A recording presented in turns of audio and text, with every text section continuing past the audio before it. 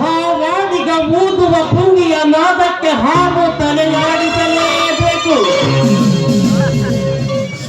ಮಾವುತ ಮೀಟುವ ಏಟಿಗೆ ಕೈಯ ಕಾಣದ ಆನೆ ಕಿರಿಯಂತೆ ತಲೆಯಾಡಿಸಲೇಬೇಕು. ಅದರಂತೆ ಮಿಕ್ಕಿ ನಿಂತ ಮಿಕ್ಕಗಳೆಲ್ಲದ ಪಾಲಿಸುವ ಗಮನದ ವಾಕ್ಯಕ್ಕೆ ತಲೆಯಾಡಿಸಲೇಬೇಕು.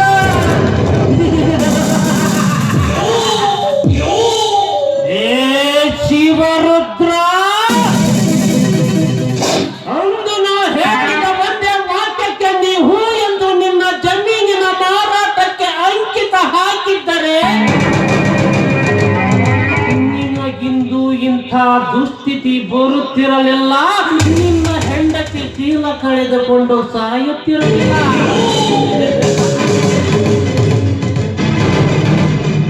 ತಲೆ ಗಟ್ಟಿಗೆ ಎಂದು ದೇವಾಯಿ ಎಂಬ ಹೆಬ್ಬಂಡೆಗೆ ಡಿಕ್ಕಿ ಹೊಡೆದರೆ ತಲೆ ಸಿಡಿಯುವುದೇ ಹೊರತು ಹೆಬ್ಬಂಡೆ ಎಂದಿಗೂ ಸಿಡಿಯುವುದಿಲ್ಲ ಎಂಬುವುದನ್ನು ನೆನಪಿನಲ್ಲಿಟ್ಟುಕೋ. ಅಂದು ಆ ದುಷ್ಟ ರಾಕ್ಷಸನಾದ ಹಿರಣ್ಯಕಶಿಪುವಿನ ಸಂಹಾರಕ್ಕಾಗಿ ಅವತಾರ ವ್ಯಕ್ತಿ ಬಂದನು ಆ ನರಸಿಂಹ. ಇಂದು ಈ ಕಲಿಯುಗದಲ್ಲಿ ನಾ ಬಯಸಿದ್ದನ್ನು ಪಡೆಯುವ ಭರದಲ್ಲಿ ನನಗೆದುರಾಗಿ ನಿಂತವರ ಸಂಹಾರ ಮಾಡುವುದಕ್ಕಾಗಿ ಹುಟ್ಟಿ ಬಂದಿರುವನು ಈ ಉಗ್ರ ನರಸಿಂಹ.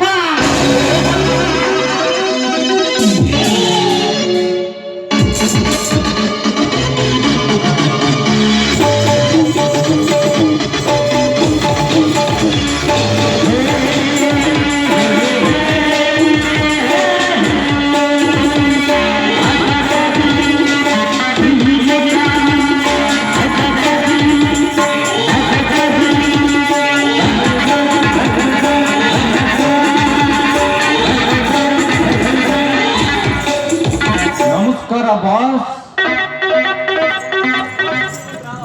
ಮಿತ್ರ, ಆರಂಭಿಸಿದ ಪ್ರತಿಯೊಂದು ವಾಕ್ಯವನ್ನು ಯಶಸ್ವಿಯಾಗಿ ಪರಿಪಾಲಿಸಿದ ನೀನು ಸಾಮಾನ್ಯವಲ್ಲ, ಸಾಮಾನ್ಯರಲ್ಲಿ ಅಸಾಮಾನ್ಯ ವ್ಯಕ್ತಿ.